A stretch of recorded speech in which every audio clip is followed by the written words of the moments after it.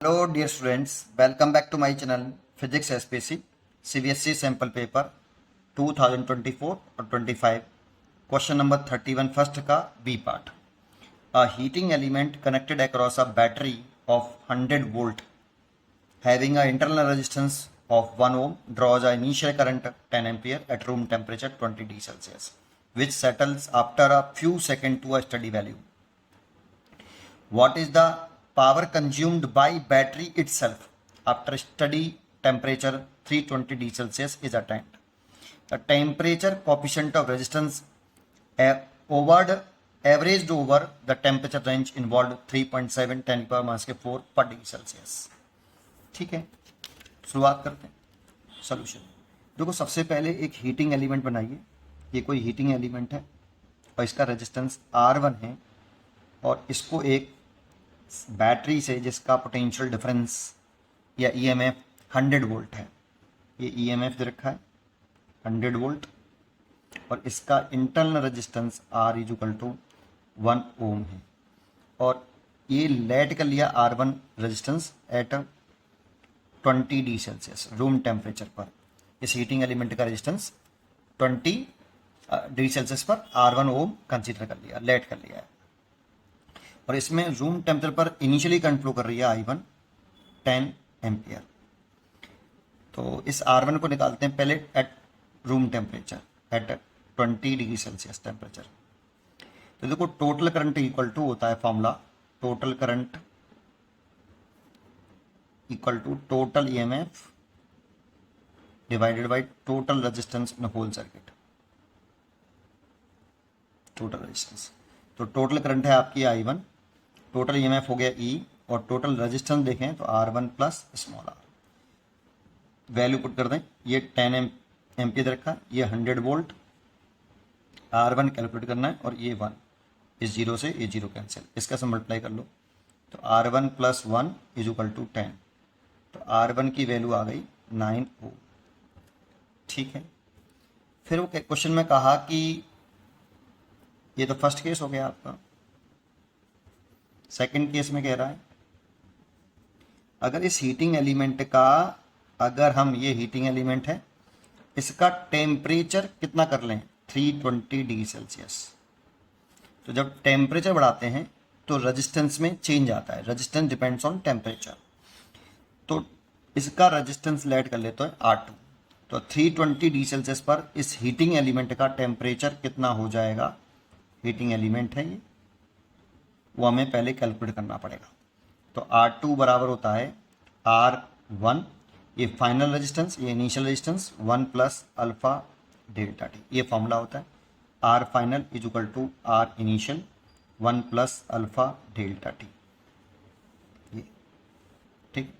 देखो, delta T जो होता है चाहे वो केल्विन में हो चाहे डिग्री सेल्सियस में हो, वैल्यू बराबर होती है केल्विन और डिग्री सेल्सियस में. चेंज इन टेम्परेचर है बेटा ये, है ना. ठीक है, तो R2 लिखें. तो R2 तो निकालना है, कैलकुलेट करना है कि इसका रेजिस्टेंस अब कितना हो गया 320 डिग्री सेल्सियस पर. R1 कितना था रूम टेम्परेचर पर 9 ओम. 1 + अल्फा में गिवन है 3.7 10 की पावर -4, ये दे रखा है ये वाला. तो 3.7 10 की पावर -4 और delta T rise in temperature हो गया, final temperature minus initial temperature. तो फाइनल है 320 और इनिशियल है 20. तो 300 डिग्री सेल्सियस कह दो या 300 केल्विन कह दो, चेंज इन टेम्परेचर है ये. तो 300, तो ये 9 हो गया. 1 + देखो इस 2 0 से ये 10 3.7 × 3 × 10 की पावर -2. 3 का सब मल्टीप्लाई करो तो 9, 3 7 जा 21 और 3 3 जा 9 और 9 और 2 11, 11.1 इंटू ये 1 + ये 10 की पावर -2. तो देखो इसमें पावर है -2, तो 9 1 + 0.111. तो ये 9 इन दोनों को ऐड करेंगे तो 1.111, मल्टीप्लाई करेंगे तो 9.999. अप्रॉक्सीमेटली देखें तो ये 10 ओम के करीब करीब है आपका. तो फाइनल रेजिस्टेंस जो है आपका ये 10 ओम हो गया इस हीटिंग एलिमेंट का.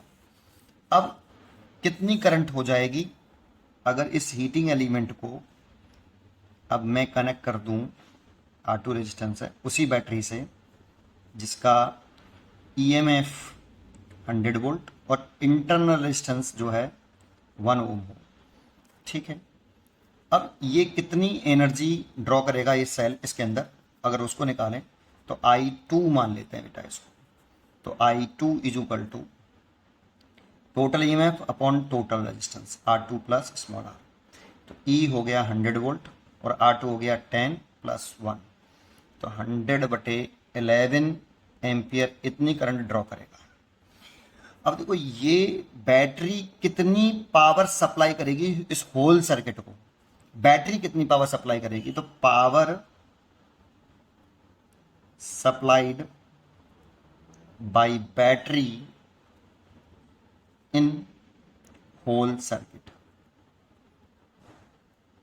पूरे सर्किट को बैटरी ने कितनी पावर सप्लाई करी, तो पावर सप्लाई करेगी P बराबर VI।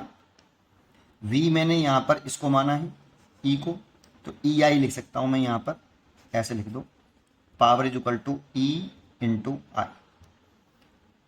इतना पावर सप्लाई करेगी बैटरी होल सर्किट को। तो E की वैल्यू रखी है हमें कितनी 100 वोल्ट और I रखा है कितना I2 कह दें बेटा इसको, जो करंट यहाँ पे I2 है।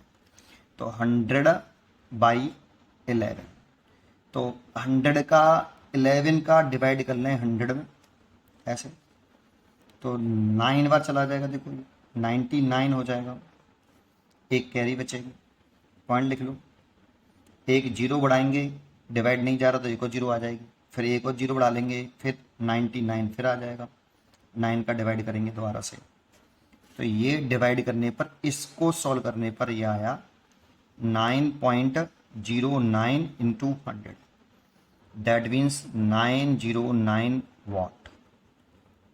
इतनी पावर सप्लाई करेगी ये बैटरी होल सर्किट को। लेकिन ये पूछा नहीं हमसे, हमसे क्या पूछा है, अब इस पावर को कौन खर्च करेगा, भाई एनर्जी कौन लेता है, ये बैटरी एनर्जी किसको देती है। अगर इतनी पावर सप्लाई करी बैटरी ने तो इस एनर्जी को लेगा कौन, रेजिस्टेंस लेते हैं। यहाँ रेजिस्टेंस दो हैं, एक ये एक्सटर्नल रेजिस्टेंस और एक सेल के अंदर भी एक रेजिस्टेंस है जिसे इंटरनल रेजिस्टेंस कह रहे हैं। तो ये पावर जो सप्लाई करी है बैटरी ने, ये इस एनर्जी को कौन खाएगा, कौन लेगा, तो एक्सटर्नल रेजिस्टेंस भी लेगा और इंटरनल रेजिस्टेंस भी लेगा, दोनों लेंगे। ये टोटल पावर हो गई आपकी। तो अगर हम बात करें कि पावर कंज्यूम्ड, पावर देखो ये तो बैटरी ने दी, अब इस एनर्जी को खाएगा कौन, कंज्यूम कौन करेगा, तो रेजिस्टेंस भी करेगा इंटर रेजिस्टेंस भी करेगा। तो power consumed in external resistance, that means heating element, heating element, ये जो पावर कंज्यूम कर रहा है heating element, that means PR2 इस रेजिस्टेंस में, इज इक्वल टू क्या होता है फॉर्मूला, P बराबर होता है करंट का स्क्वायर इनटू रेजिस्टेंस, ये होता है पावर कंज्यूम। तो I स्क्वायर तो I2 हो गया बेटा, करंट फ्लो कर रहा है I2 का स्क्वायर, और रेजिस्टेंस हो गया R2। ये power consumed in external resistance है। लेकिन अगर मैं कहूं कि power consumed in internal resistance, वही हमसे पूछ रहा है यहाँ पे, power consumed by battery itself, battery खुद कितनी एनर्जी कंज्यूम करेगी 320 डिग्री सेल्सियस पर, 320 पे पूछ रहा है, इसीलिए हमने यहाँ पे 320 का डाटा लेंगे बेटा, है ना, 320 डिग्री सेल्सियस का, ये सारा डाटा 320 डिग्री सेल्सियस पर है आपका, 320 डिग्री सेल्सियस पर। तो इसको नेक्स्ट पेज पर करते हैं। तो यहाँ पर लिख लेते हैं हम power consumed in internal resistance, internal resistance, that means power consumed by battery itself, क्योंकि इंटरनल रेजिस्टेंस सेल के अंदर होता है बेटा, बैटरी के अंदर होता है, बैटरी इटसेल्फ। ये PR बराबर I स्क्वायर इंटू R। और आपको मजेदार बताऊं, ये पावर जो सेल ने दी है, पावर जो सेल ने दी है, इसी पावर को तो कंज्यूम कर रहे हैं कौन, खर्च कर रहे हैं कौन, एक्सटर्नल रेजिस्टेंस और इंटर रेजिस्टेंस। तो P is equal to PR2 plus PR होना चाहिए। इतनी बैटरी ने दी, उस बैटरी को लिया किसने, इस पावर को रेजिस्टेंस ने लिया और इंटरनल रेजिस्टेंस ने भी लेगा। तो एनर्जी जो खाता है वो रेजिस्टेंस खाता है बेटा, तो पावर जो खाएगा वो रेजिस्टेंस खाएगा, तो ये भी कुछ खाएगा और ये भी कुछ खाएगा। तो हमसे पूछा ये बेटा, चेक कर लेते हैं। तो पहले हम दोनों को निकाल लें, या पूछा तो ये हमें आई की वैल्यू I2 लिख लें बेटा यहाँ। तो I2 इंटू आर, तो I2 कितना बेटा, देखो ये है आपका 100/11, 100/11 इंटू 100/11 इंटू आर की वैल्यू है आपकी, इंटररेजिस्टेंस की वैल्यू 1। ये तो इसको अभी सॉल्व किया था, देखो हमने 100/11 कितना आया था, 100/11 किया था हमने, तो 9.09 आया था। तो ये आ गया 9.09 और ये भी आ गया 9.09। अगर इन दोनों का मल्टीप्लाई कर लें हम, यहाँ कर लेता हूँ, यहाँ कर लेता हूँ, चलो 9.09 और 9.09 तो 81 और ये 81, एक जीरो तो 0 0 0, 2 क्रॉस, फिर 81 और 81, दोनों को ऐड कर लो, 1 8 2 6 2 और 8, 4 बार पॉइंट लगा लो, ये आ गया।